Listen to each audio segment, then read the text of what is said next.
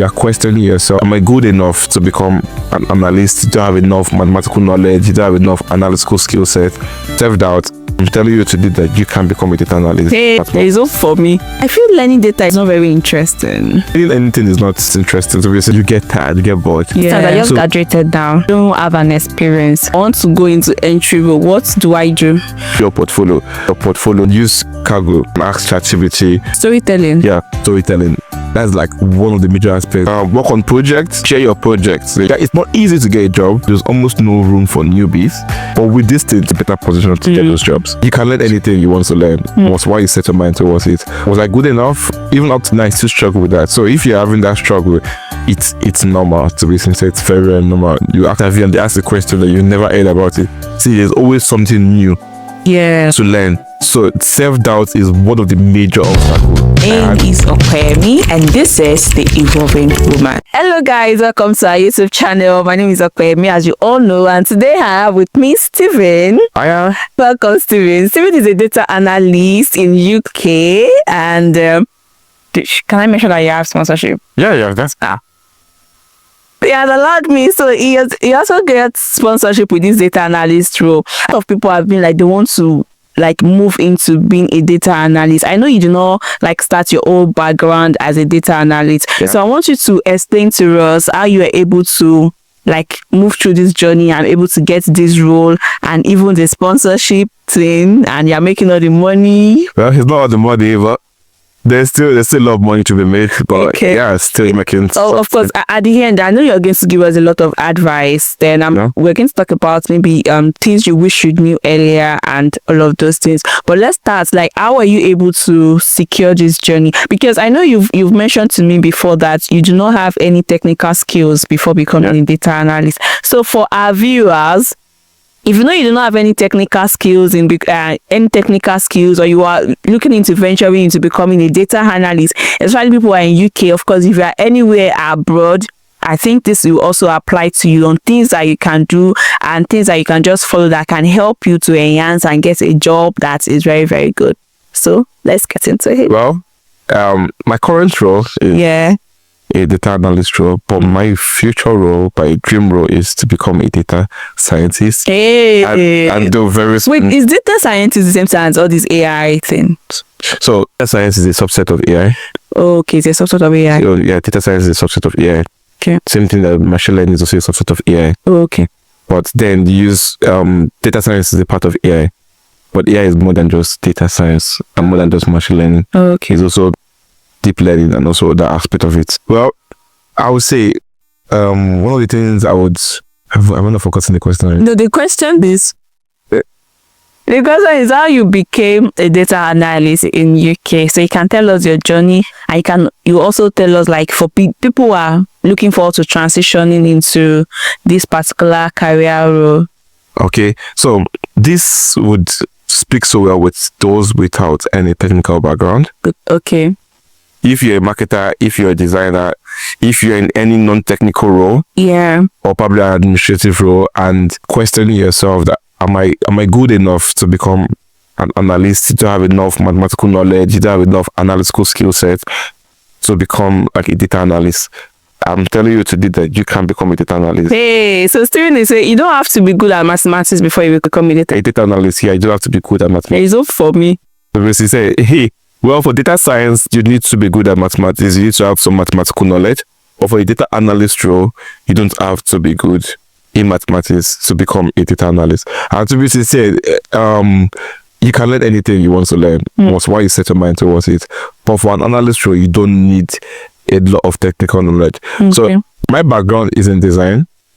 I had about 7 years of experience designing. I started my journey as a graphic designer. And I moved over the years to becoming a brand designer. I designed a lot of brand-based designs, built a lot of brand identity designs and the likes before moving into a product design role. I think you have a community. Shall we talk about it later? Yeah, I have a community. For people that want to... Wait, sorry to break the... But I just want to know, this is your community. Is it for people that want to learn? No, my community is a community. It's a platform for people that need others to grow, not to learn. It's not a training platform. It's a community of tech enthusiasts. So currently we only have the UX design platform. Very soon we'll be launching the Data Tribe. So the community is called the Tech Tribe Charitable Foundation. So under the Tech Tribe, we have different tribes, which is the UX design tribes. We have the data tribes, we have the developer tribes, we have the content writers tribe. But for now, we just have only the UX design tribe that's functioning. Okay. But in August, very soon we'll be launching the Data Tribe. Okay, so for our audience who wants to join community where you can grow, we'll put all of these things under the description below. Yeah. Now let's go back into Question. becoming a data analyst. Sorry for the So one thing you need, definitely you can't do without this, is education. Because let me just give you a little bit about the data analyst role. As a data analyst, what you basically do is to interpret data. Yeah. And the data is basically an information. You need to understand the tools, not technical tools. You need to understand the tools, and you also need to understand the domain knowledge. So what I mean by domain knowledge is, for example, now let's say you want to analyze the data for an health related information. So you need to understand how to analyze that information, that data, and also understand the aspect of health. So if it's a business, you need to understand the business terminologies, how the environment of that business, and also be able to analyze the information that is coming from that business. Okay. So basically that's all you basically just need. So for technical knowledge, basically learn technical skill set like your Excel, your SQL, your Power BI, and those are things you can probably learn on YouTube. On YouTube. So do you have to be an expert in Power BI and SQL before you can really get the job or something? To basically say you have to be good at these things. So for my own role basically I currently just use Excel and Power BI most of the time to analyze data. But for now I don't use SQL, but some roles use SQL. Yeah, so you don't have to be good at everything. Yeah. You just need to be familiar with those tools. Start with the basics. And SQL is one of the simplest. Excel, everybody know Excel. Not everybody. Why I say everybody, I mean, yeah. Excel. It's something you can easily learn. Yes, there's advanced use of Excel, but it's something you can easily learn. And the same thing with Power BI. Power BI is also an interface. Just need to know what to. It's not, you need to write any form of code. Although some people will require you to learn Python, which is also technical, but it's not advanced Python usage. It's basically just exploring data analysis through Python, which is like the basics use of Python.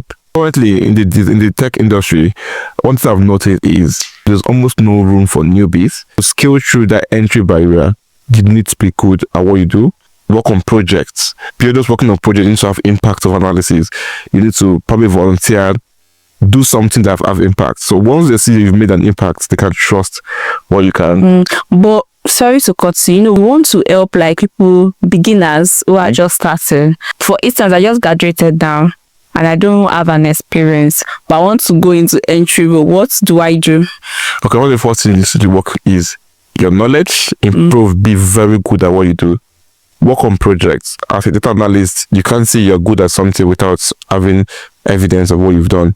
Join communities, join platforms like LinkedIn, where you can network with people, where you can share your projects, you can have a portfolio. So your knowledge, work on projects, share your projects that you've worked on through your portfolio, so that when you apply for jobs, they can go to your portfolio to see what you have done. So they're all after. If you've not done something, how are they sure you can replicate the same thing for them? So they want to see what you've done. Yeah, it's not easy to get a job, but with this thing, it makes you put you in a better position to get those jobs. So yeah. Oh, that's great. So how do you get projects? I'm not employed. I just want to start. So how do I get projects I'm going to compile to put in my portfolio? So you can use Kaggle. So Kaggle is one of the best platforms to get data, to get once you have data, you can just create a project out of it. But also you can use ChatGPT to create like a scenario-based project. Like, so a project that will make it look like it's an organization that's giving you a task to work on. So you can ask ChatGPT to give you like scenario-based projects that you can work on. And you can even tell ChatGPT to let you know where you can get the data to use for that project. All you also need to know how is your story. Also, you need to be very good at storytelling. That's like one of the major aspects. Storytelling. Yeah. For data analyst. Data analyst, you need to be able to tell stories with the data. Oh, so okay. As a data analyst, people that need your data output, that want to understand the data, don't understand anything about data. You need to be able to tell them the story. You need to tell them what the data is saying without mentioning any technical words. You need to be able to tell them that, okay, out of all 200 patients, you have the average age of the patient is between the age of 29 to 30. You're not telling them that the mean of the age is 29. You're telling them that the average age of the patient is 29 and 30. And that's, you got that basically by finding the mean. The most patients currently is age 30 patient. That you have over 30 age 30 patients. That's basically the mode. So you need to be able to interpret and be able to explain your story with the analysis you've done. Now let's go back to your own story. Did you face any challenges maybe while you're trying to transition to become a data analyst? Yeah, definitely. First of all, I had internal struggles, self-doubt. Was I good enough? Even up to now, I still struggle with that. So if you're having that struggle, it's normal, to be sincere. It's very, very normal. You ask yourself if you're good enough. And there's always something to learn, no matter the level you find yourself.